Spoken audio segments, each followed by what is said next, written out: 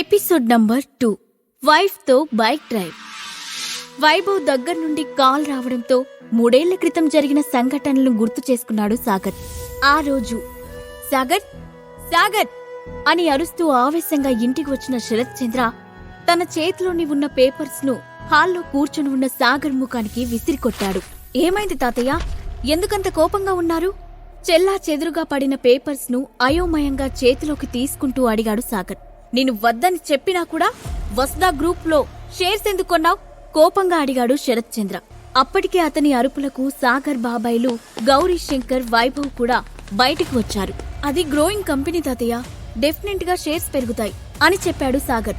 అవునా, అయితే విను, నువ్వు ఇన్వెస్ట్ చేసిన ఆ గ్రోయింగ్ కంపెనీ ఇప్పుడు దివాలా తీసే స్టేజ్ కి పడిపోయింది. ఆ కంపెనీ షేర్స్ కి చిత్తు కాగితానికి తేడా లేదు. దానివల్ల మన కంపెనీ ఫండ్స్ లెవెల్ ప్రమాదంలో పడింది. దీనికి కారణం నువ్వు కొన్న ఆ షేర్స్ అని అన్నాడు శరత్ చంద్ర. ఆ మాటకు సాగర్ తో పాటు అతని బాబాయిలు కూడా షాక్ అయ్యారు. అప్పుడు శరత్ చంద్ర మళ్లీ మాట్లాడుతూ, నేను వద్దని చెప్పిన ఆ షేర్స్ కొని తప్పు చేశావు, కాబట్టి దాని నష్టాన్ని కూడా నువ్వే భరించాలి అని అన్నాడు. సాగర్ ఆ మాటకు అర్థం కానట్లుగా చూసి, అంటే ఏం చేయాలి తాతయ్య అని అడిగాడు. ఆస్తిలో నీ వాటాను నువ్వు వదులుకోవాలి. ఇక నుండి నీకు ఈ అగ్నిహోత్రి ఫ్యామిలీకి ఎలాంటి సంబంధం ఉండకూడదు. నీకు మిగిలే ఆస్తి కేవలం నువ్వు కొన్న ఈ షేర్స్ మాత్రమే అని గంభీరంగా ఎటో చూస్తూ చెప్పాడు శరత్ చంద్ర. అతనిలో సాగర్ వల్ల డబ్బు నష్టపోయామనే బాధ కన్నా అతను తన మాట లెక్క చేయకుండా సొంత నిర్ణయం తీసుకున్నాడనే కోపం ఎక్కువగా కనిపించింది. తండ్రి మాట వినగానే వైభవ్ గౌరీశంకర్ ఇద్దరూ షాక్ అయ్యారు. వెంటనే వైభవ్ రిక్వెస్టింగ్ గా, నాన్నా ఒక్కసారి ఆలోచించండి, అన్నయ్య వదిన అబ్రాడ్ లో ఉన్నారు, ఇలాంటి టైంలో ఈ నిర్ణయం తీసుకోవడం అంటూ సంకోచంగా ఆగిపోయాడు. వాళ్ళు ఇక్కడ ఉన్నా సరే ఇదే నా ఫైనల్ డెసిషన్. నా నిర్ణయం నచ్చని వాళ్ళు ఎవరైనా సరే వాళ్ళు కూడా వాటితో పాటే వెళ్లిపోవచ్చు అని చెప్పి ఒకసారి సాగర్ వైపు చూసి, నువ్వు తీసుకున్న సొంత నిర్ణయాలు ఎప్పుడు ఇలాగే ఉంటాయి, కాబట్టి లైఫ్ లో మళ్లీ ఓన్ డెసిషన్ తీసుకునే ధైర్యం చేయకు అని చెప్పి సాగర్ కి మాట్లాడే అవకాశం కూడా ఇవ్వకుండా అక్కడి నుండి వెళ్లిపోయాడు. ఆ తర్వాత సాగర్ ఆ ఇంటి నుండి అడుగులు బయట పెట్టాడు. కానీ ఆ సంఘటన సాగర్ లో కాన్ఫిడెన్స్ ను దెబ్బతీసింది. తన నిర్ణయాలు ఎప్పుడూ తప్పుగానే ఉంటాయనే భయాన్ని కలగజేసింది. అందుకే ఆ రోజు నుండి సాగర్ మళ్లీ ఇంతవరకు ఏ పని చేయలేక భయంతో ఇంట్లోనే ఉండిపోయాడు. కానీ ఆ రోజు తీసుకున్న నిర్ణయం 3 ఏళ్ల తర్వాత అతనిలో మళ్లీ పోయిన నమ్మకాన్ని, ధైర్యాన్ని తిరిగి తెచ్చేలా చేసింది. జరిగిన సంఘటనలు గుర్తు చేసుకున్న సాగర్ మెల్లగా నిద్రలోకి జారుకున్నాడు. తర్వాత రోజు ఉదయాన్నే ఆఫీస్కి రెడీ అయిన అఖిల బ్రేక్ఫాస్ట్ చేస్తుంది.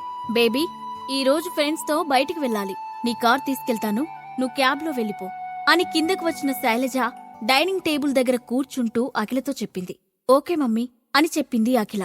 ఆ తర్వాత 5 నిమిషాల్లోనే శైలజ బయటికి వెళ్లిపోయింది. సాగర్, నేను కూడా ఆఫీస్కి వెళ్తున్నాను, బాయ్ అని చెప్పిన అఖిల అనుకోకుండా తల పైకెత్తి చూసి ఆశ్చర్యంగా అలాగే నిలబడిపోయింది. రోజు టీ షర్ట్ నార్మల్ బాటమ్ లో ఉండే సాగర్ ఆ రోజు formal white shirt black pant లో సెట్ చేసినట్లు హెయిర్ స్టైల్ తో మ్యాన్లీగా రెడీ అయి స్టైలిష్ గా కిందకు దిగి వచ్చి అఖిల ఎదురుగా నిలబడి, ఎలా ఉన్నాను అని అడిగాడు. అతని ప్రశ్నకు తేరుకున్న అఖిల, బాగున్నావు, కానీ ఎక్కడికి రెడీ అయ్యావు అని అడిగింది. ఈ రోజు నేను నిన్ను డ్రాప్ చేస్తాను అని చేతిలో తన ఓల్డ్ మోడల్ బజాజ్ చేతక్ బండి కీని చూపిస్తూ చెప్పాడు సాగర్. నన్ను డ్రాప్ చేయడానికి ఇంతలా రెడీ అయ్యొచ్చావా? చిన్నగా నవ్వుతూనే అడిగింది అఖిల. మరి ఏమనుకున్నావు, నీతో నా ఫేవరెట్ బండి మీద కలిసి వెళ్లాలనుకోవడం నా డ్రీమ్, కానీ నువ్వేమో రోజూ కార్లో వెళ్తావు. ఈ రోజు అత్తయ్య పుణ్యమా అని నీ కార్ వెళ్లిపోయింది, అందుకే ఈ అవకాశాన్ని నేను మిస్ చేసుకోకూడదని వెంటనే వెళ్లి రెడీ అయ్యొచ్చాను నవ్వుతూ చెప్పాడు సాగర్. ఈ చిన్న డ్రైవ్ కే చిన్న పిల్లాడ్లా ఆనందపడిపోతున్నావా? బయటికి నడుస్తూ అంది అఖిల. ఇష్టమైన వాళ్ళతో కలిసి వెళ్లామా లేదా అనేదే ముఖ్యం, డ్రైవ్ చిన్నదా పెద్దదా అనేది కాదు అంటూనే వెళ్లి తన బండిని తీశాడు సాగర్. ఆ మాటకు అఖిల ముఖంలో నవ్వు ఒక్కసారిగా మాయమైంది. అయినా ఏం మాట్లాడకుండా వెళ్లి సాగర్ వెనకే బండిపై కూర్చుంది. అఖిల, మన పెళ్లైన తర్వాత ఇదే మొదటిసారి మనిద్దరం ఇలా కలిసి వెళ్లడం డ్రైవ్ చేస్తూనే సంతోషంగా చెప్పాడు సాగర్. ముభావంగా అంది అఖిల. నువ్వు హ్యాపీగా లేవా? తన ముందున్న అద్దంలో నుండి వెనుక ఉన్న అఖిల ముఖంలో ఎక్స్ప్రెషన్ గమనిస్తూ అడిగాడు సాగర్. సాగర్, అనవసరమైన మాటలాపి కొంచెం ఫాస్ట్ గా డ్రైవ్ చేయి, కొంచెం అర్జెంట్ మీటింగ్ ఉంది అని చేతికున్న వాచ్ ను చూసుకుంటూ సీరియస్ గా చెప్పింది అఖిల. దాంతో సాగర్ మాట్లాడాలనుకున్న మాటలన్నీ అతని గొంతులోనే ఆగిపోయాయి. సాగర్ వస్తానన్నాడా? బెడ్ పై వెనక్కి సర్దుకొని కూర్చుంటూ నీరసంగా అడిగాడు శరత్ చంద్ర. ఇక్కడికి వస్తాడో రాడో తెలియదు, కలుస్తానని మాత్రం చెప్పాడు. బెడ్ పక్కనే ఉన్న క్యాబినెట్ రాలు నుండి టాబ్లెట్ తీసి శరత్ చంద్రకు ఇస్తూ చెప్పాడు వైభవ్. వాడికి నాలాగే పంతం ఎక్కువ, ఈ ఇంటి ముఖం మళ్ళీ చూడడు. శూన్యంలోకి చూస్తూ అన్నాడు శరత్ చంద్ర. మీరు బాధపడకండి నాన్న, వాణ్ణి కలిసి ఎలాగైనా ఇక్కడికి తీసుకురావడానికి ట్రై చేస్తాను అని చెప్తూ వాటర్ గ్లాస్ శరత్ చంద్ర చేతికి ఇచ్చాడు వైభవ్. వాడు రాడని నాకు తెలుసు, కనీసం మనకు సహాయం చేయడానికి ఒప్పుకుంటాడో లేదో. ఇప్పుడు వాడు తప్ప మనకు మరో మార్గం లేదు. వైభవ్ చేతిని పట్టుకొని భయంగా చూస్తూ అన్నాడు శరత్ చంద్ర. వాడిని ఎలా ఒప్పించాలో నేను ఆలోచించాను నాన్నా, తప్పకుండా అన్నీ అనుకున్నట్లుగానే జరుగుతాయి. నువ్వెక్కువగా ఆలోచించకుండా టాబ్లెట్ వేసుకుని రెస్ట్ తీసుకో అన్నాడు వైభవ్. మనసులో ఆలోచనలతోనే టాబ్లెట్ వేసుకున్నాడు శరత్ చంద్ర. అఖిల సొల్యూషన్స్ అని రాసి ఉన్న ఆఫీస్ ముందు బండిని ఆపాడు సాగర్. వెంటనే బండి దిగిన అఖిల, ఇక నువ్వు ఇంటికి వెళ్ళు అని చెప్పి వెనక్కి తిరిగింది. ఒక్క నిమిషం అఖిల అన్నాడు సాగర్. వెనక్కు తిరిగి ఏంటన్నట్లు చూసింది అఖిల. మనసులో నువ్వు ఎలాంటి టెన్షన్ పెట్టుకోవద్దు, అన్నీ నువ్వు కోరుకున్నట్లే జరుగుతాయి. నీ ఆఫీస్ ప్రాబ్లం కూడా సాల్వ్ అయిపోతుంది, హ్యాపీగా ఉండు అని అన్నాడు సాగర్. అతని మాటలకు అఖిల కొంచెం వింతగా చూసి, ఈ రోజు నీకేమైంది, విచిత్రంగా బిహేవ్ చేస్తున్నావ్ అని అడిగింది. ఆ మాటకు సాగర్ ఏదో చెప్పబోతుండగా ఇంతలో అక్కడికి వచ్చి ఆగింది బ్లాక్ కలర్ లగ్జరీ కార్. అందులో నుండి బయటకు దిగాడు మల్హోత్రా కంపెనీ చైర్మన్ రానా మల్హోత్రా. 6 అడుగుల ఎత్తు, చూడటానికి తెల్లగా కళ్లకు గాగుల్స్ తో ఉన్న అతన్ని చూడగానే గుర్తుపట్టిన అఖిల, గుడ్ మార్నింగ్ రానా అని విష్ చేసింది. హాయ్ అఖిల, గుడ్ మార్నింగ్ బేబీ అంటూనే వెళ్లి సైడ్ నుండి హగ్ చేసుకున్నాడు రానా. అది చూసిన సాగర్ కోపంగా, వీడెవడో కాస్త తేడాగాడిలా ఉన్నాడే అనుకుంటూ బండి స్టాండ్ వేసి కిందకి దిగాడు. రానా, he's my husband mister Sagar. Sagar, ఇతను రానా మల్హోత్రా, మల్హోత్రా కంపెనీ చైర్మన్. మన కంపెనీలో ఇన్వెస్ట్ చేయడానికి ఇంట్రెస్ట్ చూపించారు అంటూ ఒక్కొక్కరికి పరిచయం చేసింది. హలో అంటూ షేక్ హ్యాండ్ కోసం చేతిని ముందుకు చాచాడు సాగర్. కానీ రానా అతన్ని పట్టించుకోకుండా, హే అఖిల, నీకోసం ఒక గిఫ్ట్ తెచ్చాను, చూస్తే నువ్వు డెఫినెట్ గా సర్ప్రైజ్ అవుతావు అంటూ తన పక్కనే ఉన్న అసిస్టెంట్ వైపు చూశాడు. వెంటనే తన చేతిలోని బాక్స్ ను రానా చేతిలోకి ఇచ్చాడు అతని అసిస్టెంట్ శేఖర్. దాన్ని ఓపెన్ చేసి అఖిల ముందు పెడుతూ, చూడు ఏం తీసుకొచ్చానో అని అన్నాడు.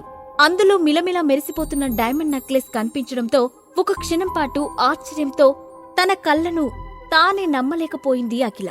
అది తనకు ఎంతో ఇష్టమైన విక్టోరియా డైమండ్ నెక్లెస్. సాగర్ కూడా ఆ నెక్లెస్ ని చూశాడు. చూడగానే అది ఫేక్ డైమండ్ నెక్లెస్ అని గ్రహించిన సాగర్ ఆ విషయాన్ని వెంటనే అఖిలతో చెప్పాలనుకున్నాడు. కాని ఇంతలో, అఖిల, గిఫ్ట్ నీకు నచ్చిందా నవ్వుతూ అడిగాడు రానా. గిఫ్ట్ చాలా బాగుంది మిస్టర్ రానా, థ్యాంక్ యూ అంటూ బాక్స్ క్లోజ్ చేసి, బట్ ఇది ఒరిజినల్ విక్టోరియా డైమండ్ నెక్లెస్ కాదు, ఫేక్. నాకు ఫేక్ ఇష్టం ఉండదు, నా చాయిస్ ఎప్పుడు ప్యూర్ అండ్ ఒరిజినల్ వాటిపైనే ఉంటుంది, అది వస్తువులైనా మనుషులైనా అని చెప్పి ఆ బాక్స్ ను తిరిగి రానా చేతికిచ్చింది. ఫేక్ అని తీసి పారే అఖిల, విక్టోరియా డైమండ్ ఒరిజినల్ దొరకడం ఇంపాసిబుల్. దాని మోడల్లో ఈ ఫేక్ చేయించడానికి కూడా 2 కోట్లు ఖర్చయింది తెలుసా అని తనను తాను సమర్థించుకుంటూ అన్నాడు రానా. ఎంత ఖర్చు పెడితే ఏం ప్రయోజనం మిస్టర్ రానా, ఫేక్ ఎప్పుడు ఒరిజినల్ అవ్వదు. Anyways, thank you for your gift. ఇక మనం లోపలికి వెళ్లి మీటింగ్ స్టార్ట్ చేద్దాం, లేట్ అవుతుంది అంటూనే సాగర్ వైపు తిరిగి, సాగర్ ఇక నువ్వు బయలుదేరు అని చెప్పి లోపలికి నడిచింది. ఆ క్షణం అఖిలను చూస్తే సాగర్ కి గర్వంగా అనిపించింది. ఇలాంటి రానాలు ఎంతమంది వచ్చినా, ఎన్ని విక్టోరియా డైమండ్ నెక్లెస్లు ఇచ్చినా ఆమెను కదిలించలేరని అనుకున్నాడు. అంతలోనే అతని చూపు రానాపై పడింది. వెంటనే అతని ఎదురుగా వెళ్లి చిన్నగా నవ్వి, పాపం 2 కోట్లు వేస్ట్ అయినట్లున్నాయి, ఇలాంటి ఆటలు ఇంకెవ్వరి దగ్గరైనా ట్రై చేయి, నా అఖిల దగ్గర కాదు అని అన్నాడు. కాని రానా కొంచెం కూడా భయపడకుండా, నేను ఆట ఆడాలని డిసైడ్ అయితే విన్నర్ ను కూడా నేనే అని ఫిక్స్ అయిపోయినట్లే బ్రో. పాప 2 కోట్లకు పడకపోతే ఏమైంది, 40 కోట్లకు పడి తీరాల్సిందే కదా అని నవ్వుతూ సాగర్ కళ్ళలోకి చూసి కళ్ళెగిరేశాడు. ఆ మాట వినగానే సాగర్ కోపంగా ముందుకెళ్లి రానా కాలర్ పట్టుకుని, రేయ్ ఆమె నా భార్య అని అన్నాడు. రానా ఒక్క క్షణం సాగర్ చేతివైపు కోపంగా చూసి మళ్లీ అంతలోనే చిన్నగా నవ్వి, ఆమె నీ భార్య అని నువ్వనుకుంటున్నావు మిస్టర్ సాగర్, కాని నువ్వు తన భర్త అని ఆమె అనుకోవాలి కదా అని అన్నాడు. నువ్వు చాలా ఎక్కువ మాట్లాడుతున్నావు అని కళ్ళలో నిప్పులు కురిపిస్తూ చెప్పాడు సాగర్. లైట్ తీసుకో బ్రో, పైసా సంపాదించడం చేతకాని వాడికి ఇంత కోపం అస్సలు మంచిది కాదు అంటూనే అతని చేతిని విడిపించుకొని షర్ట్ ను సర్దుకొని లోపలికి నడిచాడు రానా. చాలా ఓవర్ చేశావు రానా మల్హోత్రా. 24 గంటలు గడిచేసరికి నిన్ను నడివీధిలోకి లాగకపోతే నా పేరు సాగర్ అగ్నిహోత్రి కాదు అని కోపంగా పిడికిలి బిగిస్తూ నిర్ణయం తీసుకున్నాడు సాగర్. సార్ అదేంటి సార్, ఆ సాగర్ అఖిల గారి భర్త అని తెలిసి కూడా అంత ధైర్యంగా మాట్లాడారు? రానా వెనుకే నడుస్తున్న అతని అసిస్టెంట్ శేఖర్ కంగారుగా అడిగాడు. వాడు కేవలం పేరుకే భర్త. ఆ ఇంట్లో ఉన్న కుక్కకి ఇచ్చే రెస్పెక్ట్ కూడా వాడికివ్వరు. మనం వాడి గురించి పట్టించుకోవాల్సిన అవసరం లేదులే, వదిలే అన్నాడు రానా. అంటే ఇప్పుడు అఖిల గారి కోసం నిజంగా 40 కోట్లు ఇవ్వబోతున్నారా సార్? అనుమానంగా అడిగాడు శేఖర్. రేయ్, అఖిల బేబీ ఇంకా ఫ్రెష్ కాబట్టి మనం ఆమె కోసం ఎంత ఖర్చైనా పెట్టొచ్చు. ఒకసారి అది మన చేతుల్లో చిక్కితే ఈ 40 కోట్లకి వడ్డీతో సహా వసూలు చేయొచ్చు అన్నాడు రానా. అదెలా సార్? ఆశ్చర్యంగా అడిగాడు శేఖర్. ఆ అఖిల ఎవరనుకున్నావు? ముక్తా గ్రూప్ చైర్మన్ ముక్తాదేవి మనవరాలు అని చెప్పాడు రానా. ఆ మాట విని షాక్ అయిన శేఖర్, ముక్తాదేవి మనవరాలా? మరి 40 కోట్ల కోసం మిమ్మల్ని ఎందుకు అప్రోచ్ అయింది సార్? ముక్తాదేవి గారినే హెల్ప్ అడగొచ్చు కదా అని అనుమానంగా అడిగాడు. రే శేఖరు, నీకు ఇన్ని అనుమానాలేంట్రా? అయినా నువ్వు నా అసిస్టెంట్ వా, నేను నీ అసిస్టెంట్నా? ఇన్ని క్వశ్చన్స్ అడుగుతున్నావు విసుగ్గా అన్నాడు రానా. సారీ సార్, ఈ ఒక్క విషయం చెప్పండి సార్, లేదంటే టెన్షన్ పెరిగేలా ఉంది రిక్వెస్టింగ్ గా అడిగాడు శేఖర్. సింపుల్ శేఖర్, మనల్ని తన కంపెనీలో ఇన్వెస్ట్ చేయమని అడిగితే అది అఖిల చేసే బిజినెస్ అవుతుంది. అదే ఆ ముక్తాదేవిని డబ్బు అడిగితే ఆమెను హెల్ప్ అడిగినట్లవుతుంది. రెండింటికి తేడా ఉందిరా. అఖిల బిజినెస్ చేయాలనుకుంటుంది, ఆమె దగ్గర హెల్ప్ తీసుకోవాలనుకోవడం లేదు. దాన్నే సెల్ఫ్ రెస్పెక్ట్ అంటారులే. దాని గురించి నీకు తెలియదు గాని ఇక నోరు మూసుకొని మీటింగ్ రూమ్ కి వెళ్దాం పదా అంటూ రూమ్ లోకి నడిచాడు రానా. రానాపై కోపంతో స్కూటర్ ను ఒక్క కిక్ తోనే స్టార్ట్ చేశాడు సాగర్. ఇంతలో అతని ఫోన్ రింగ్ అయింది. వైభవ్ దగ్గర నుండి కాల్ వస్తున్నట్లు చూసి వెంటనే కాల్ లిఫ్ట్ చేసి లొకేషన్ షేర్ చేయండి, వస్తున్నాను అని అన్నాడు. లొకేషన్ ఏంట్రా? డైరెక్ట్ గా ఇంటికి రా. సాగర్ నో చెప్తాడని తెలిసి కూడా మామూలుగా నటిస్తూ పిలిచాడు వైభవ్. ఆ ఇంటికి నాకు ఎలాంటి సంబంధం లేదు. నన్ను కలవాలనుకుంటే వేరే లొకేషన్ పంపించు, లేదంటే నేను వెనక్కి వెళ్ళిపోతాను అని మొండిగా చెప్పాడు సాగర్.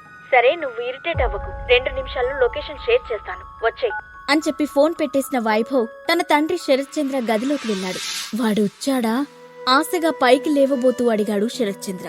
లేదు, ఇంటికి రానన్నాడు, అందుకే బయటకు వెళ్లి కలుస్తాను అన్నాడు వైభవ్. పద, నేను కూడా వస్తాను హడావుడిగా బెడ్ దిగబోతూ చెప్పాడు శరత్ చంద్ర. వైభవ్ వెంటనే అతన్ని ఆపుతూ, నాన్నా ప్లీజ్, ఈ పరిస్థితుల్లో నువ్వు తిరగకూడదని డాక్టర్ చెప్పారు కదా, నువ్వేం అవసరం లేదు, నేను వెళ్లి మాట్లాడి పని పూర్తి చేసుకొస్తాను అన్నాడు. వాడు ఒప్పుకోకపోతే అనుమానంగా అడిగాడు శరత్ చంద్ర.